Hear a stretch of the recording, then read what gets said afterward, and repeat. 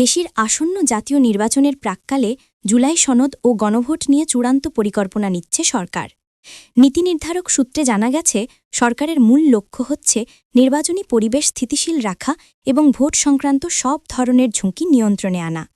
গণভোট আয়োজনের প্রস্তুতিতে ইতোমধ্যে আইনি ও প্রশাসনিক কার্যক্রম তদারকি করছে সংশ্লিষ্ট সংস্থাগুলো। সরকারের মতে গণভোট জনগণের রাজনৈতিক অংশগ্রহণকে শক্তিশালী করবে এবং ভোটের স্বচ্ছতা ও নিরপেক্ষতা রক্ষায় ভূমিকা রাখবে। এদিকে জুলাই সনদ বাস্তবায়ন নিয়েও সরকারের উচ্চ পর্যায়ে চলছে প্রস্তুতি। সংশ্লিষ্ট সূত্র বলছে, সনদ সংক্রান্ত আইন ও বিধিমালা প্রায় চূড়ান্ত, যা রাজনৈতিক দল ও প্রার্থীদের বৈধতা যাচাইয়ে গুরুত্বপূর্ণ ভূমিকা রাখবে। সোমবার সচিবালয়ে সাংবাদিকদের সঙ্গে আলাপকালে পরিবেশ, বন ও জলবায়ু পরিবর্তন বিষয়ক উপদেষ্টা সাইয়াদা রিজওয়ানা হাসান বলেন, জুলাই সনদ বাস্তবায়ন ও গণভোট নিয়ে দ্রুতই সরকারের সিদ্ধান্ত জানা যাবে। রাজনৈতিক দলগুলো নিজেরা ঐক্যমত্যে না এলে সরকার দেশের স্বার্থে উপযুক্ত সিদ্ধান্ত নেবে।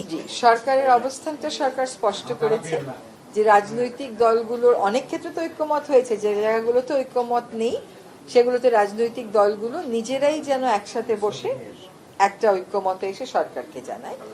রাজনৈতিক দলগুলো এখনো পর্যন্ত সেই প্রক্রিয়াতে যায়নি আমরা জেনেছি। আমরা যখন আমাদের অবস্থান বলেছিলাম তখন আমরা বলেছিলাম যে রাজনৈতিক দলগুলো যদি নিজেরা বসে সমাধান করতে পারে সবচেয়ে ভালো, আর যদি নিজেরা বসে সমাধান করতে না পারে তাহলে সরকার অবস্থান নেবে। তো এখন যেহেতু 7 দিন পার হয়ে গেছে, এখন সরকার বসবে, সরকার ইন্টারনালি ডিসকাস করে সরকারের যেটা ভালো মনে হয় সরকার সেই সিদ্ধান্ত গ্রহণ করবে। রাজনৈতিক বিশ্লেষকদের মতে গণভোট ও জুলাই সনদ এই দুটি উদ্যোগই নির্বাচনের আগে রাজনৈতিক স্থিতিশীলতা বজায় রাখা এবং ভোট প্রক্রিয়ার স্বচ্ছতা নিশ্চিত করার অংশ। সরকারের অভ্যন্তরীণ আলোচনার উপর নির্ভর করছে পরবর্তী পদক্ষেপ কী হবে। একটি উচ্চ পর্যায়ের সরকারি সূত্র জানায়, সব প্রস্তুতি শেষ হলে আশা করা হচ্ছে দেশের নির্বাচনী পরিবেশ আরও শান্তিপূর্ণ ও সুশৃঙ্খল থাকবে।